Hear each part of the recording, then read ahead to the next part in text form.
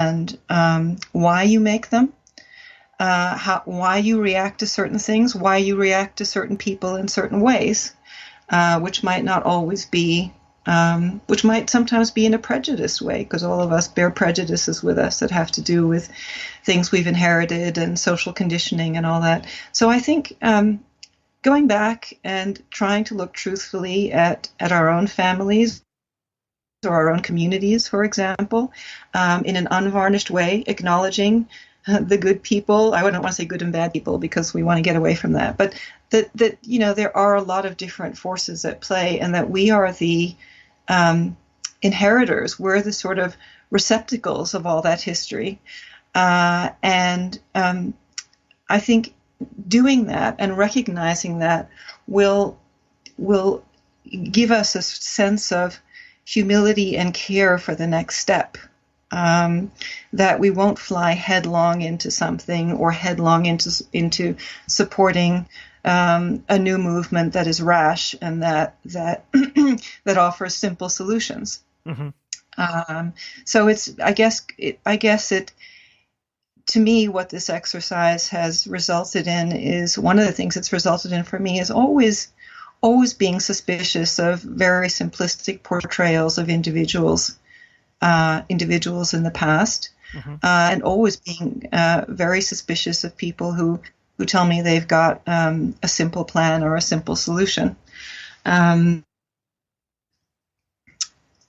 guess that's where I land with it all. But I think we could probably talk about that question all day. Well, Julie, thank you so much for sharing this and for sharing your story.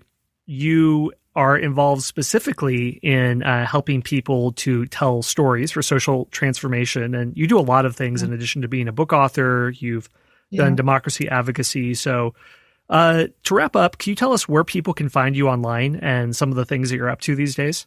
You can find me at julielindahl.com, so my name. And there you can find out about a number of things that I'm doing. One of the initiatives that has emerged from this work is a collaboration with other authors and creatives to get us out of our little creative studios where we tend to sit all by ourselves and not communicate with other people or the world, and to have public conversations about war, genocide, and peace, but very much focusing on the characters in our stories or the pieces of artwork that we've created. So to try to make it easier for more people to engage in a conversation about the types of questions that we've been discussing, and that broadly have to do with war and peace. We feel that it's a critical time for everyone to be taking their responsibility and to be out doing something. And many of our characters the characters of our stories are historical characters, and who really offer a very rich possibility to try to understand the human record and to try to figure out what we might do going forward. So check out New Voices you can access it through julielindahl.com. Great. And I'll link those things in the show notes so people can check that out. Julie, thank you for joining us. Thank you. All right. Well, that was the episode for today. Thank you so much for listening, and I hope you enjoyed it. First of all, I'd like to thank the Knowlton's Rangers, and especially our spy masters, Baron Fraser, Carl from Norway, Chris from Maine, Moondoggy from Ohio, and Rick Knowlton, and I'll explain what that means in a second. If you want to support the show and help me keep producing this content, there are 4 easy ways for you to do it. 1, subscribe to the show and leave us a review on Apple Podcasts. If you want to do that, you can go to historyunplugpodcast.com, and there you'll find instructions. 2, join our Facebook group, which you can find if you just search for History Unplugged.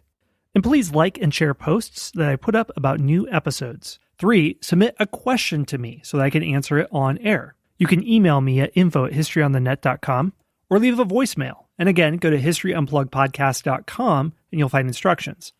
Lastly, and I think this one is the best, is to become one of the Knowlton's Rangers.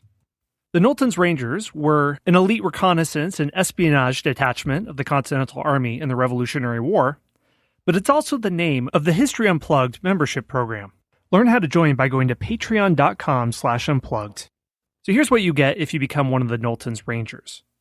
If you join at the level of Scout, you can get early access to new podcast episodes, along with enjoying absolutely every single episode of the History Unplugged podcast ad-free. All 270 and counting episodes. If you join at the level of Intelligence Officer, you can also get access to premium episodes, like a multi-part series on the life of Audie Murphy, the most decorated combat soldier in World War II, or the 10-part series Ottoman Lives, a series that looks at the cast of characters that made up the Ottoman Empire, such as the Sultan, the eunuch, the harem servant girl, and the soldier.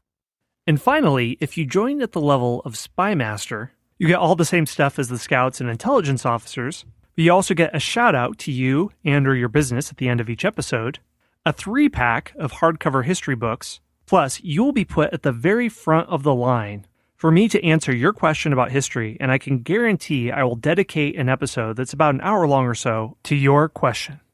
Sign up at patreon.com/unplugged. Again, that's patreon.com/unplugged. Anyway, those are the ways you can help out the show. Thank you so much for your support. Thanks for listening to the History Unplugged podcast. Be sure to subscribe to the show to get your daily dose of all things history related, from ancient Greece to the Cold War. We'll see you next time at the History Unplugged podcast.